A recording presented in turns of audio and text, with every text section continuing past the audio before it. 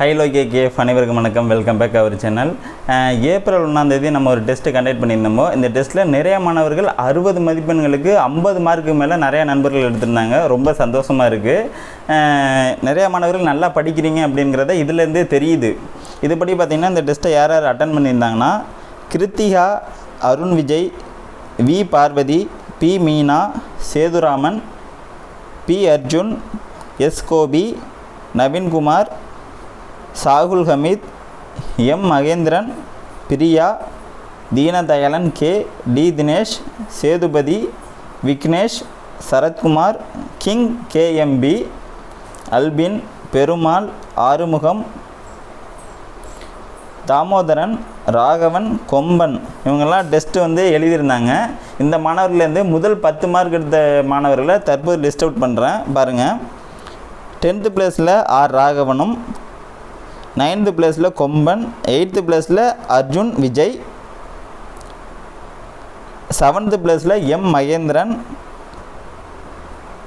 6வது இடத்துல S Gopi, 5th பிளேஸில் தாமோதரன், 4th பிளேஸில் அல்பின், 3rd பிளேஸில் பி அர்ஜுன், 2nd பிளேஸில் பி மீனா,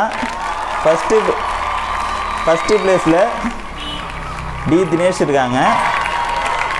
இதில் முதல் 2 நபர்களுக்கு தான் கணியன் புத்தகம் சென்று சேர உள்ளது.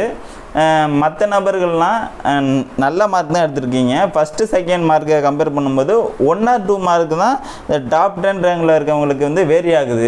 நீங்கள் படிக்கக்கூடிய மாணவர்கள் நல்லா எஃபர்ட் போட்டிருக்கீங்க. நீங்கள் இப்படியே படிச்சுட்டு இருந்தீங்கன்னா உங்களுக்கு ஜாப் கன்ஃபார்ம் கிடைக்கும். நீங்கள் மனதளவில் ரொம்ப கஷ்டப்பட வேண்டியதில்லை. தொடர்ச்சியாக படிங்க.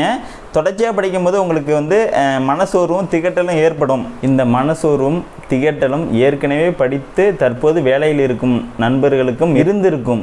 ஸோ நீங்களும் படித்து கொண்டே இருங்கள். உங்களுக்கான மனசோர்வும் திகட்டலும் இருந்தாலும் அதற்கான வெற்றி பாதை என்பது மிக அருகில் உள்ளது அப்படிங்கிறத சொல்லிக்க ஆசைப்பட்றேன். உங்களோட முயற்சி தொடர்ச்சியாக வைத்து கொண்டே இருங்கள். முயற்சியும் பயிற்சியும் இருந்தால் முடியாதது என்பது இந்த உலகத்தில் எதுவுமே இல்லை. அனைத்து மாணவர்களுக்கும் ஆல் த பெஸ்ட். நல்லா படிங்க, நல்லா ப்ரிப்பேர் பண்ணுங்கள். அடுத்தடுத்த ஸ்டெப்பை நம்ம தான் உயர்த்தி கொள்ள வேண்டும். நம்ம தான் நம்மளை தகுதிப்படுத்திக் கொள்ள வேண்டும் அப்படிங்கிறத உங்களுக்கு சொல்லிக் கொள்கின்றேன். நன்றி, வணக்கம்.